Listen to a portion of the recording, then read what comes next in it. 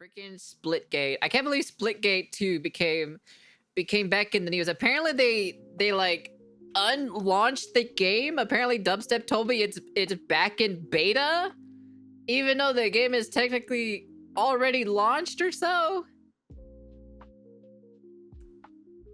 Wasn't this the guy that made like that wanted to say that like, you know, make FPS great again or something like that? So seriously? Yeah, that's what Dubstep told me.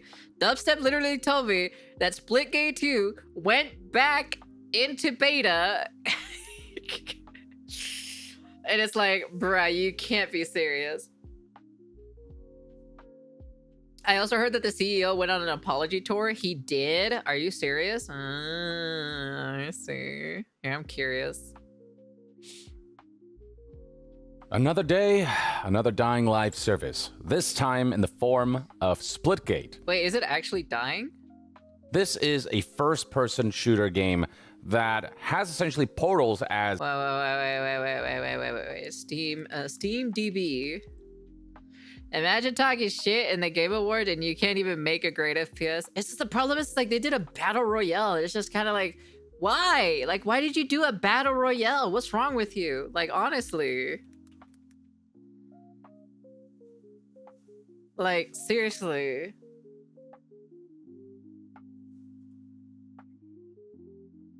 Ooh. Oh, it lost 20,000 people in the last fucking 30 days. Oh, dude, that's... How's Twitch? How's Twitch for, like, Splitgate? Or...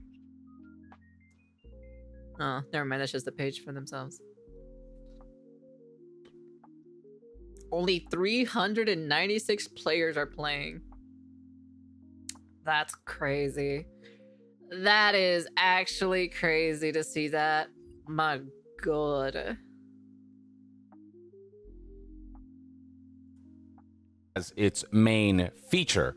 And the first game garnered decently positive reception. Its player base didn't quite hold as well as it could have, but generally people were excited about this concept and seeing how it could be improved upon. So you can see right here that Splitgate 1 overall it's got a very positive review score of 91% from, you know, over 100,000 reviews. Pretty good.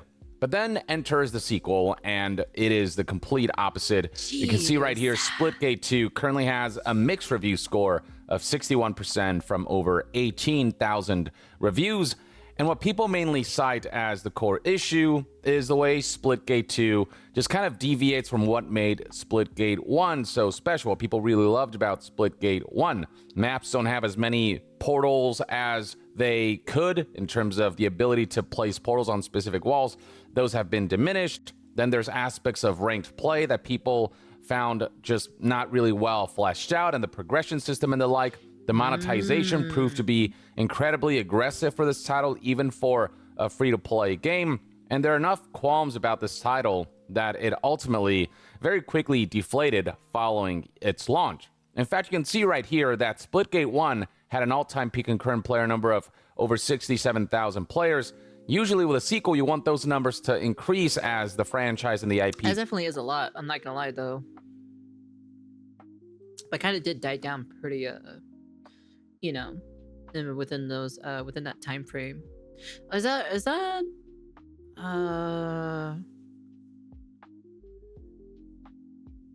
when did they say that they were gonna like pull the plug on Splitgate 1? Was it that same year as well?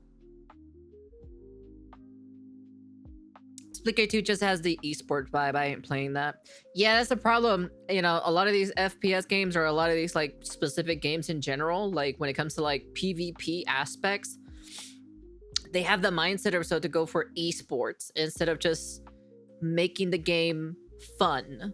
You know, just make the game fun. Esports can be later.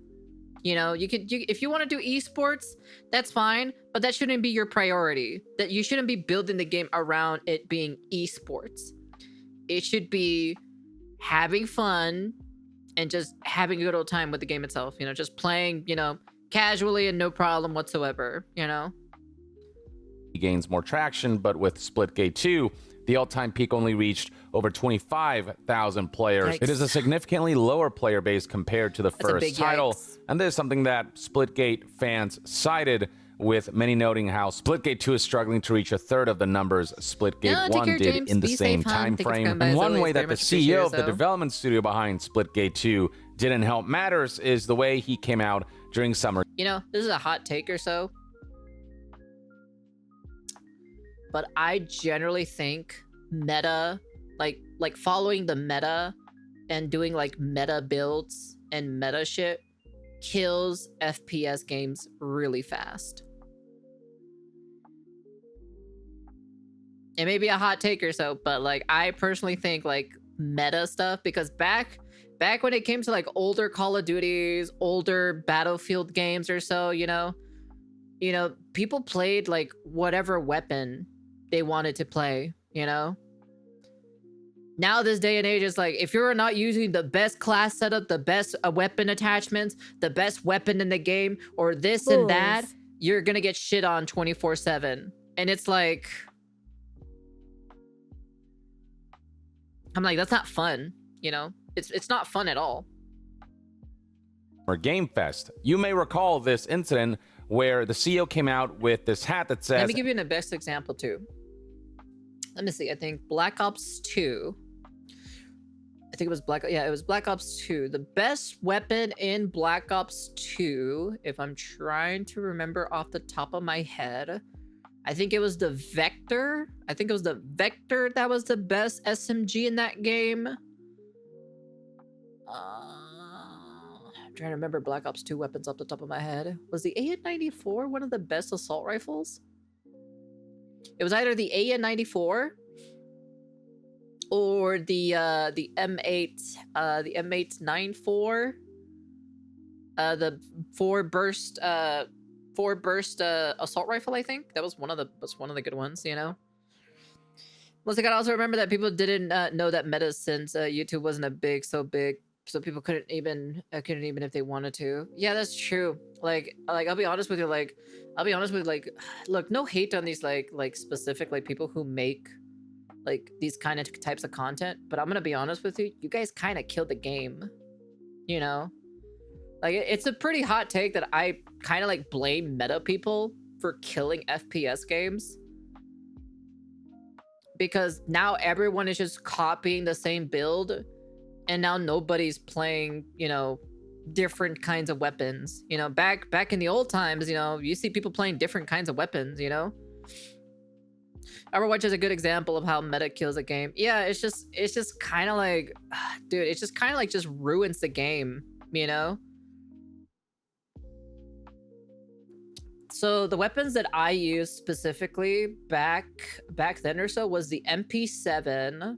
I used the MP7, and I used the Scorpion. The Scorpion Evo is what I used back in Black Ops 2. I blame MMOs, CCs, and gacha CCs for meta builds, but gacha games wasn't really that big or so. Like gacha games weren't really that big.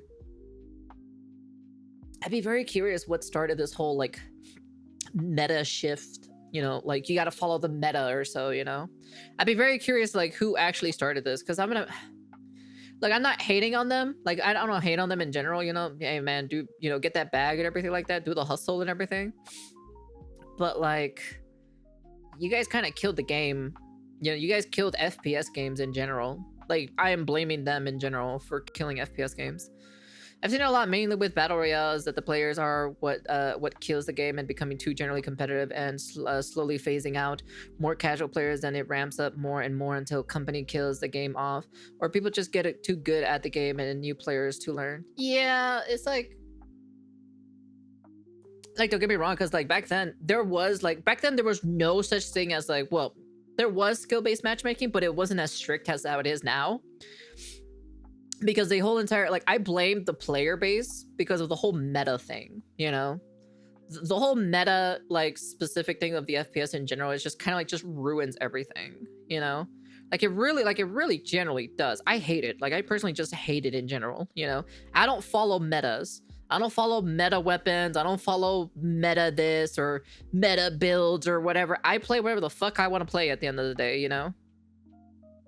Make FPS great again, which, you know, it's a choice given the current political climate and the division that, you know, what that's referencing has caused. But more than that, it's the way he came out and kind of dissed other first-person shooters and basically said, we're going to make first-person shooters great again because other first-person shooters and the current state of first-person shooters suck. Basically presenting himself as meta this, meta that, la verga, la puta madre, as the savior of first-person shooters, only to come out with a product that just didn't really live up to that. That was not polished or feature complete. There's nothing wrong on dissing other FPS games, especially Call of Duty. But the problem is, you need to back up those words with an actual good game. And if your game is not good, you're just doing all this talky talk, you know, you're doing all this shit talk. It's like you're like a little chihuahua, right? You're barking all the damn time, but you got no bite whatsoever, you know?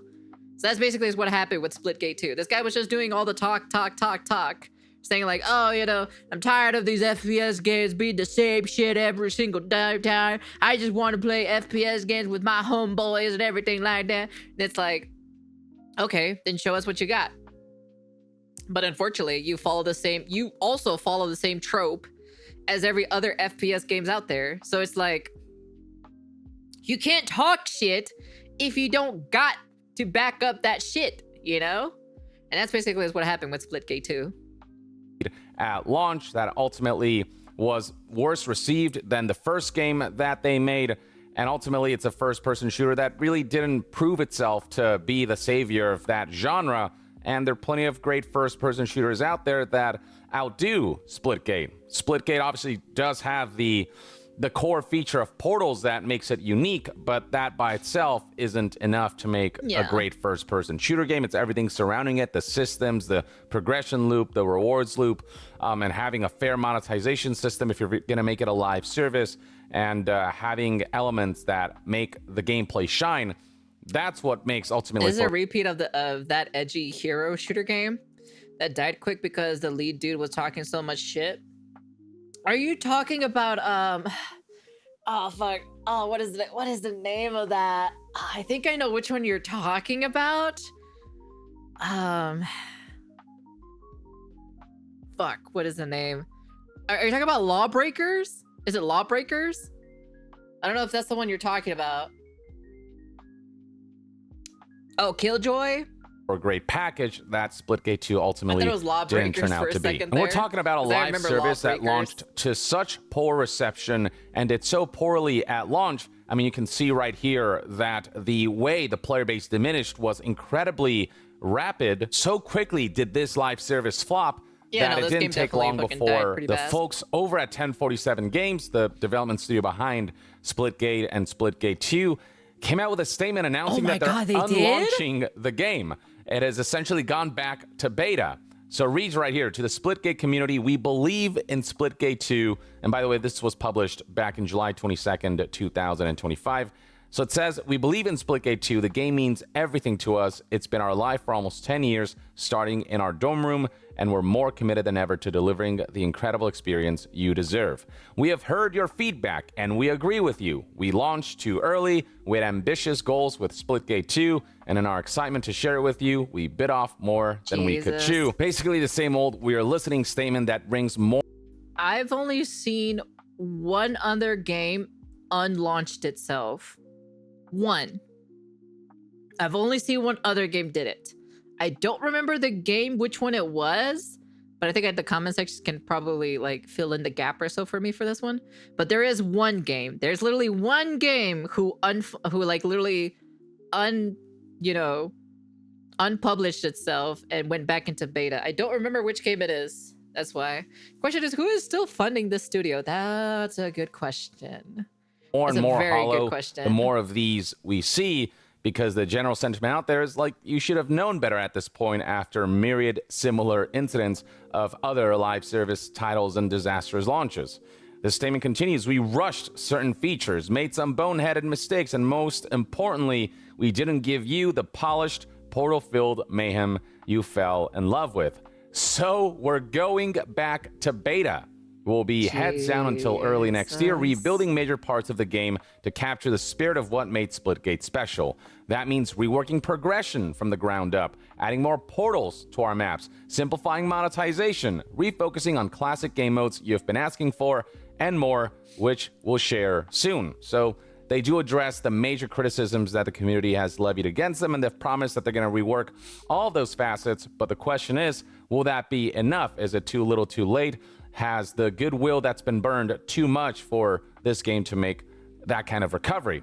I guess we'll find out, but history has proven that these kinds of, unreleasing the game and relaunching them, like history has shown that's usually not gone well. Oh, I remember the game. It was fuck. What is the name of that Warner Brothers game that they worked on? The Smash Bros. Clone. They did that. They did that. If I remember correctly, they did an early access thing, and then like they kind of like took it back, and then like they did it, and then they like I think it was that one. I think it was that game that I'm thinking off the top of it again. Multiverses. I think it was that one. I think that's the one that unlaunched itself, if I remember correctly. But anyway, the statement continues. Now more than ever, we need your help. We're returning not just to our roots in what we build, but in how we build it with you. That means more playtests, more surveys, more listening, and truly being community first. Our goal is to combine the DNA of the first game with the best improvements from the second. And that's an aspect of the second game that plagued it, is the fact that they didn't build a game with the community. They didn't really play test a lot of aspects of it with the community. So for example, they included this like battle royale mode for Splitgate 2 that they kept as a surprise, and they like released it without the community knowing, without the community. Yeah. I remember. Yeah. That's feedback. And if you're gonna do that, you've got to be like really familiar with that genre and what makes it good. But that surprise feature ended up being less than satisfactory. People felt like it pulled resources away from the modes and the elements of Splitgate that they loved, that really mattered, which wasn't Battle Royale. And then the Battle Royale aspect itself, because they didn't get that community feedback and weren't able to execute on it on a high level, that mode ultimately it didn't end up being a fan favorite. It's because people are tired of Battle Royales, man. They really are. Plus, also, there's not a lot of rumors. So in the Battle Royale genre, you got, what is it? PUBG, right? PUBG is still like holding reign or so in the Battle Royale genre. You got Fortnite taking the most massive sharing. You got the Call of Duty Warzone. You got Apex Legends still, even to this point. So it's kind of like, what else is there? I know there was like other battle royales too as well. Fate Trigger. We'll see if Fate Trigger can hold it out. I do want to play the beta, so for that game, hopefully we get the chance to play it tomorrow. Because I wouldn't mind just playing it to give it a try to see what changed and everything like that from the last beta. And it felt like a distraction from what should have been the core of the game being fully fleshed out. But they say right here that moving forward with rebuilding Splitgate 2, with this overhaul that they're planning for it, that they are going to keep the community in the loop about everything. So we'll see how that goes. Anyway, the statement continues, rebuilding the core experience isn't a quick fix. It's a long-term commitment. To give ourselves the time to build the Splitgate you deserve, we have made the incredibly difficult decision to reduce certain roles and shift our resources to focus on this rework. So the consequences of just the piss-poor launch of Splitgate 2, the mismanagement surrounding it, is that staff got laid off, despite the fact that it was the captain of the ship that led the ship astray. Pretty much. But it's the crew that ultimately suffers for it. They say here, this is heartbreaking. These are our teammates and our friends, and they helped build what we have today. They're receiving severance and job placement support, and we're committed to doing everything we can to help them through this transition. We hope to bring them back when we can. So that's really disappointing to hear, and certainly very disheartening for the people working on this game, for the team members at 1047 Games. But there's also bad news for the Splitgate community, the players of this franchise, as they announced right here that in an effort to retain as many team members as possible, we're also going to be shutting down OG Splitgate servers in a month. while we'd love to keep servers online indefinitely, it's cost us hundreds of thousands of dollars over the past couple of years, and we have to prioritize our team. The thing is that right now, the general consensus among Splitgate fans is that Splitgate 1 is a better game than the sequel, Splitgate 2. So the fact that that game is getting sunset is not something that people are particularly happy with. Now, at the same time, it's worth noting that the player base of Splitgate 1 just really hasn't recovered. It saw a significant peak back in 2021 when this was essentially relaunched and overhauled. But then it just quickly diminished into the triple digits. Goddamn. And so this is a free-to-play title that is just not worth maintaining. It's not worth the hundreds of thousands of... Well, if there's only 100 plus people only playing it right now, in the 100 and something 200 people playing it, there's no really point of keeping the servers up and running, to be honest. Dollars, given the low player base, the low participation, the low engagement, and the low spending on its monetization elements. So it makes sense that that's happening, but it doesn't change the fact that for fans of Splitgate who preferred to play the first game right now as the second game is getting fixed, this is far from ideal. Now, they do acknowledge that, like us, we know this game means a lot to so many of you, so we're exploring the possibility of supporting offline or peer-to-peer matches. And when we return, we plan to have dedicated experience in Splitgate 2 that delivers on the promise of the original. So at the very least, they put out there the possibility that they're not just gonna TBH was roasting the Twitter because they don't have that blue tick. He said you can tell they are broke. Wait, they don't have the verification thing? They didn't buy the verification, the verifying checkmark or so? Their words were very trash, as they are mostly just recolored skins. Oh, is wipe it? Splitgate 1 from the face of existence. They do plan to allow it to have some kind of end-of-life existence by allowing players to host their own games and servers and stuff like that. So at least there's that. They are following the stop killing games doctrine and preserving the title in some way, shape, or form. So that's cool. better than nothing. It's going to be in some kind of functional, playable state, which is what that movement, that initiative is asking for. So the fact that they're at least trying to support that amidst the circumstances where they cannot support this game indefinitely, given how much money they're bleeding from this, at the very least, I'll give them kudos for that. This continues. In the meantime, Splitgate 2 will remain playable and will still be shipping Chapter 3, as well as fixes and high-priority changes. We hope you'll continue to play and support the game. As always, please keep the feedback coming.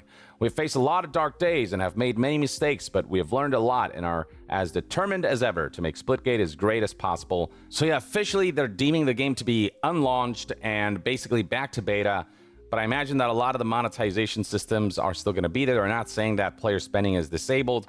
So while they're labeling this game as unlaunched, it's basically... No, it's funny because I'm poor and I have the checkmark verification on Twitter. you know there's something off or so if a gaming studio cannot afford a blue checkmark.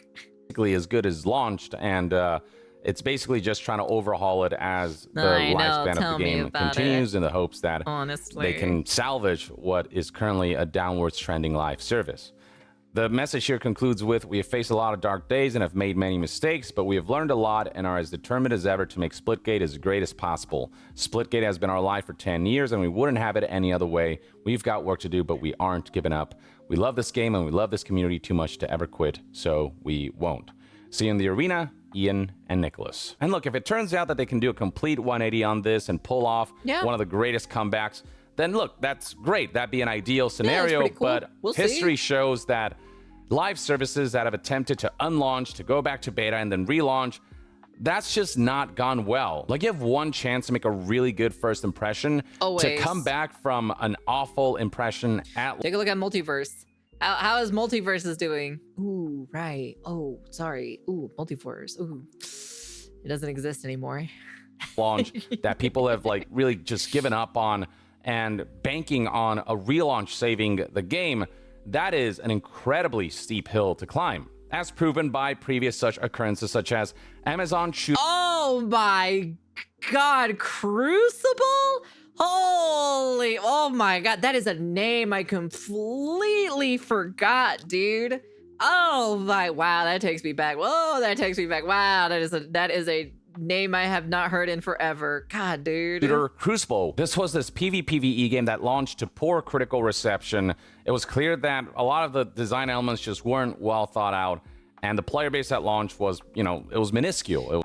Go to 1201. You don't have to watch the full entire thing. 1201. Let me see. Oh, here's what you can learn from Splitgate 2's failure. Oh my god, the Black Hokage. Oh lord. I fucking love the Black Hokage. I watched him when he was back when he was Modern War N-word. Yes. Oh, is this where he makes fun of it? Yeah. Base, you know these niggas is broke. Before I go into this, I gotta get this joke off. I just realized this. You know these niggas is broke because they can't even afford a fucking check mark. The only reason we know this is the official account because it has almost 400,000 followers. These niggas are so broke. They said in order to make fucking payroll, we got to get rid of the check mark. Oh Lord. Oh right, man. Oh, dude, that is. Oh man, that's pretty fucking bad, to be honest. It was just not a live service that was financially viable. I covered this myself when it launched 5 years ago with this video titled Amazon's Crucible died so fast it unreleased and went Wait, back. this game came out 5 years ago? Really? Fuck, I must have completely blocked this game out of my memory because I don't remember it. That's why. But I remember Crucible though. But like, man, dude, oh my god. To beta, exactly what happened with Splitgate 2. And ultimately, the end result was that Crucible never came back. They ultimately ended up shutting the game down before it was able to re-release. And then something similar happened with the Super Smash Bros. Like live service, Multiverses, which, I mean, when it launched initially, it was called a beta, but it was treated like a full launch, fully monetized and everything.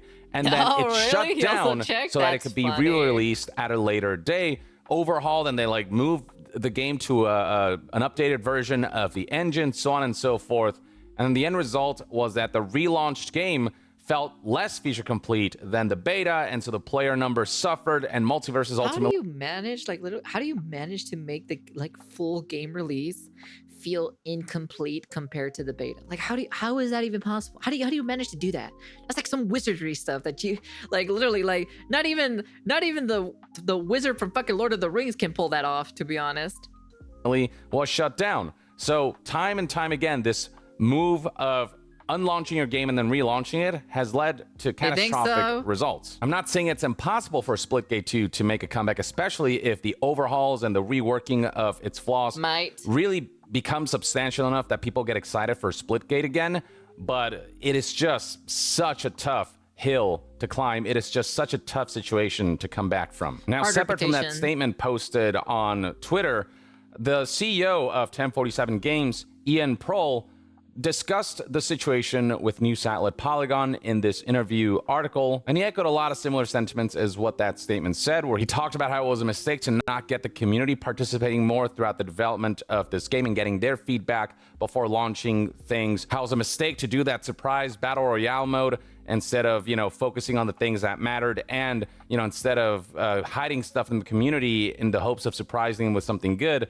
It would have been preferable to keep the community in the loop throughout the entire process and get their feedback across the board from start to finish. He talks about one particular egregious skin bundle that was $80. When asked about that, he just basically said, obviously that one bundle, I mean, I'm not here to make excuses. Yeah, basically saying, yeah, I mean, I totally fucked up on that one and got a little overambitious with the monetization elements of the game.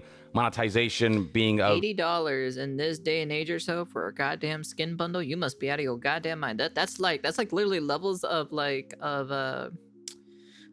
League of Legends and Valorant. There you go. That's literally the level of that. You're nowhere near the level of that success, for you to start charging fucking $80 or so, and even then, the players who literally spend that much money or so for skins is literally the Asian territory. The Asian territory is literally the people who spend that amount of money. An incredibly negative aspect of this title. Again, even by free-to-play standards, people are like, some of these prices are completely unacceptable. He talked about the hat situation, the Make FPS Great Again at Summer Game Fest, that, again, not only was controversial because of all of the implications surrounding what that was referencing, but also because, like, if you come on I call stage BS on that. with that kind of like statement, if you come on stage with that level of confidence of like all other FPSs suck, we're gonna make FPSs great again, then your FPS truly better live up to that. Otherwise, you're gonna look like a fool, which is how, you know, Ian ultimately ended up looking. To that, he said, obviously the vibes are worse because of the hat, but I think that if it was a 10 out of 10 feature complete game that delivered on everything the community wanted, they would be playing it right now. So he's acknowledging that it's not because of the hat. It's not because of the hat. It's because your game was just not that great.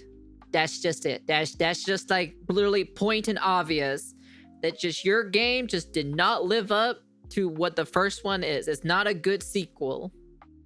He definitely didn't live up to what he presented on that stage. He continues, I've made many, many mistakes since we started this in January of 2017, and that's one of them. And I've made so many more that the world doesn't know about. So to me, it's really about just moving on, moving forward, and believing in the game. I believe in this team, and there's tons of things I would do differently, that being one of them, but I'm focused on the future. And look, it's good for people to learn from their mistakes, and hopefully... Man said that the hat was for the memes. Imagine putting your business at risk for the memes. But there's nothing, no, I don't think it's the hat. It's literally him saying that, like, number one, he shit talked about Call of Duty, right? There's nothing wrong with it, right?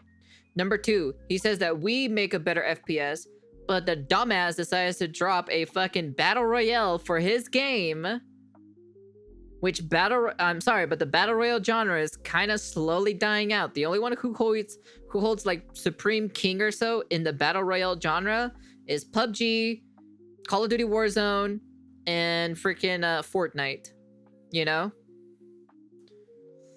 I don't think so, in my personal opinion. The problem, the issue is his game just wasn't good. He talked all this shit. He's saying like, yeah, man, fucking tired of this shit. You know, I'm tired of like how Call of Duty is being the same shit every single year, and how like all these other FPS games are like hot trash and everything like that, right? And like, oh, that was me. It's not you guys. That was me. And unfortunately, their game was shit. Their game was just not that good, you know? That's the only thing. He talked a lot of shit, but he didn't show that he had what it takes, you know, to make a good FPS game. That's basically it, you know? Hey, Sohan, welcome. That can lead to future successes. But again, it's hard for me to feel enthusiastic. The hat is also shit talking. That image of him with the hat is viral. Yeah, that's the problem. It's just like, I got no problem if you want to talk shit, if you want to meme about it. But you gotta show me, you literally gotta show me on the table that you got what it takes for that shit talking, you know?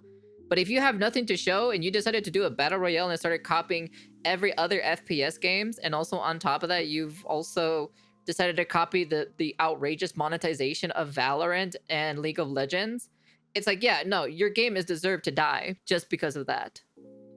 About Splitgate 2's future when these are the circumstances that it's currently going through given past history. But Ian insists that he's going to put everything into relaunching Splitgate 2, saying that he's just not going to give up. He's going to keep working at this in the hopes that they can come back from this. Actually, you know, only time will tell. out. For now, though, people are just kind of making fun of this situation because of what transpired with the hat incident. After the hat situation became controversial, he says right here that I'm not here to make any apologies. I'm not here to apologize, but I am here to clarify. And then in a later post, he backtracked, changed his mind, and posted that he's making no excuses now. He is sorry for the hat incident. And so now that's just an incident that people constantly go back to and reference. It's not the hat.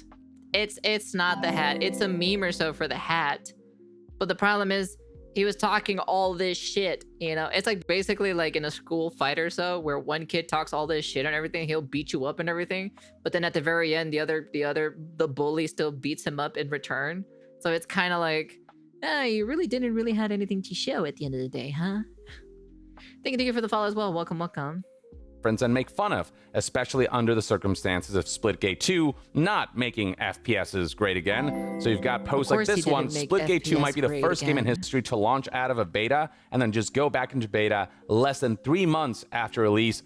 They truly made FPS great again. You've got Splitgate fans posting stuff like this. TLDR, Splitgate 2 at its best will never feel as good as Splitgate 1 at its worst, which is pretty scathing. People were also highlighting the fact that not a whole lot of folks are playing Splitgate 2, judging by how matchmaking ultimately led in players getting paired up with bots because so few players were engaging with the title, showing signs of a dying live service. And then on forums like Reddit, you've got plenty of folks. You think this is gonna be another Steel Hunters chat? You think this is gonna be like Steel Hunters? You know how like Steel Hunters died in 3 months? Will Splitgate feel the same way as well?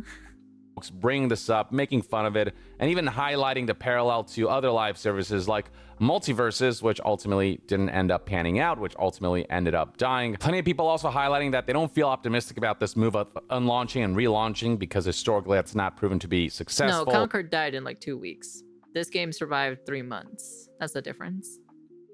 Highlighting how it didn't help multiverses, people saying stuff like Splitgate launched good, all they needed to do was support it, then they fairly quietly released Splitgate 2, then unlaunched it, and they think anyone's gonna play it now. And other folks making the point of like, you can't just really unlaunch a game that's already been launched, especially if it's still up and listed, and if it's still a game you can play, and a game whose monetization systems are active. The game is still launched. You can label it unlaunched all they want, but it is out. And a relaunch would just ultimately mean a really big They could have just done a, what is the name of that one game? Where that one game launched or so, and it was like pretty terrible, but then they worked on it for 10 years and then they made it like super great again. What was it? I don't know why Horizon comes into my mind specifically. They could have just done that instead, you know? They could have just done that specific type of conversation instead of unlaunching the game, you know? It was like, really? I'm like, the game's already out. You can't really like unlaunch the game because it's already like out. So I forgot what was the name of that space game again from Hello Games. I know they're working on a new game. I don't know why Horizon's coming into my name or so. No Man's Sky. Yeah, thank you. Patch that they can label as a relaunch in the hopes of garnering a level of attention that a launch does. But we'll see again if that strategy works. And if the overhauls are sufficient enough to bring players back, or for it to stand out amidst a very competitive and very saturated landscape and genre, where this game promised to be the... I don't think it's saturated. The problem is like, it was trying to get the Battle Royale piece of pie or so. That specific itself is completely like, kind of a little bit redundant. Like there's a lot of people who don't want to play other Battle Royale games, you know? Especially, oh yeah, I forgot that Delta Force did a more of a Escape from Tarkov type of way. Greatest because all other FPSs are failing the genre, but ultimately ended up being just another live service that launched in a way that is less than ideal. I didn't play it, of course. Ultimately ends up having people lose faith in this endeavor.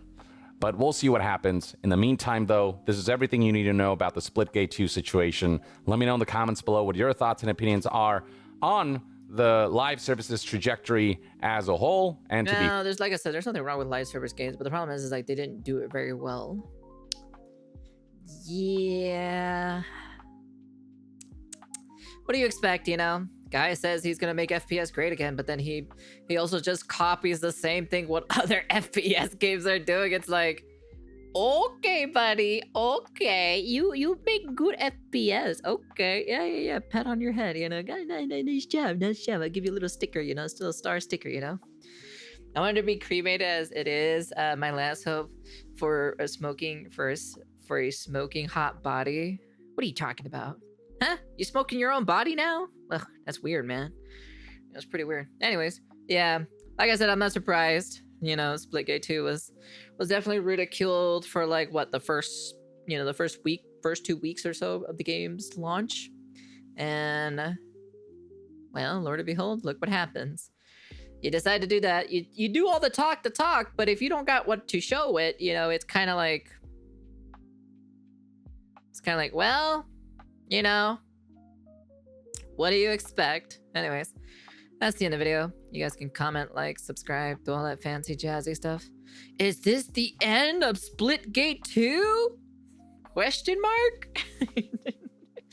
Are they closing up studios? Will this be the end of another FPS game? Probably. Probably. Who knows? Maybe they can probably turn it around. I don't know. I'm just saying shit, you know, at the end of the day. We'll see. We're gonna have to wait. We're gonna have to take a look at it and see what happens with Splitgate 2. Well, it's unlaunched. It's back in beta, so we'll see what happens when the game fully launches again. Wait. If they launch next year, Splitgate 2, do you think they can run for Game of the Year for this year and next year? Because they technically launched this year, but then they unlaunched themselves, but then they'll relaunch it again in the future. So that means they'll definitely be able to run for your, you know, the game awards for that year. So, you know, but they might be coming back, 2-time champion, Game of the Year, right there, chat. You'll see it right there, 2-time back. Hell no. You know, hey man, they added a DLC in the goddamn Game of the Year, you know. Anyways. I don't want every PvP game to be thematically like Apex Legends and Valorant. Oh, I hate Valorant, to be honest. Anyways, that's the end of the video. And